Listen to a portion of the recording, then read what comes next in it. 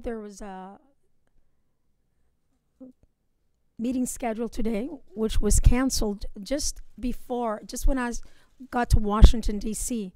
We got the news that it was canceled. It was evident that this administration does not want to listen to the truth and does not want to own up to it. The federal government's response to Puerto Rico's tragedy and humanitarian crises has been inadequate, has been insufficient, and plainly, it has been a way for the Trump administration not to comply with their moral obligation to help the people of Puerto Rico. The situation is still a life or death situation. Yesterday, General Buchanan, the man charged by the president of going there and coordinating all the efforts, have said that despite the statistics, the majority of the people in Puerto Rico do not have drinkable water.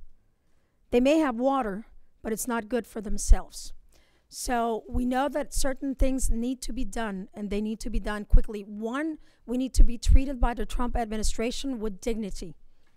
Two, the Act Jones, at least for the next 4 years, when it comes to humanitarian ships that come into Puerto Rico, must be voided.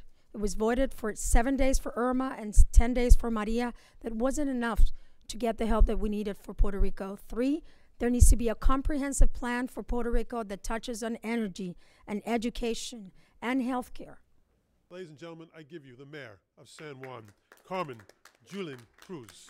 We need to make sure that municipalities are empowered with the money in order to help their constituents.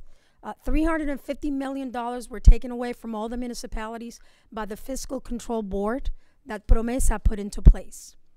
And Promesa is killing the people of Puerto Rico because it's taking the money to pay the debt. President Trump, at the beginning of this crisis, was very, very interested in the debt, and he was not doing the job to eliminate the deaths. But our voices will not be silenced, so I want to thank Congressman Thompson for making sure that we were here today to speak the truth. Now, the Trump administration cannot handle the truth.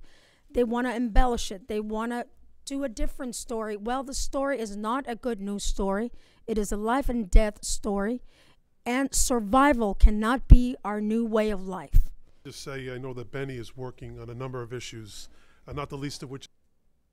But while the American people have had a big heart, President Trump has had a big mouth, and he has used it to insult the people of Puerto Rico.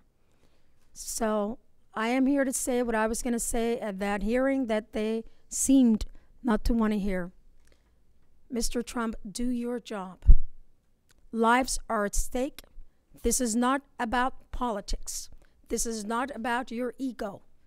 This is about the people of Puerto Rico and the people of USVI. Perpetrator of this terrorist act, and it was in the sites just adjacent. Mayor, we sorry that you made a trip for naught, but I know your heart and the heart of all the people assembled, as well as those who are in the Democratic caucus, continue to be with you. We'll stay with you till the end. At this point, we're going to call on the Republican leadership to step forward on behalf of the American citizens and do what's right.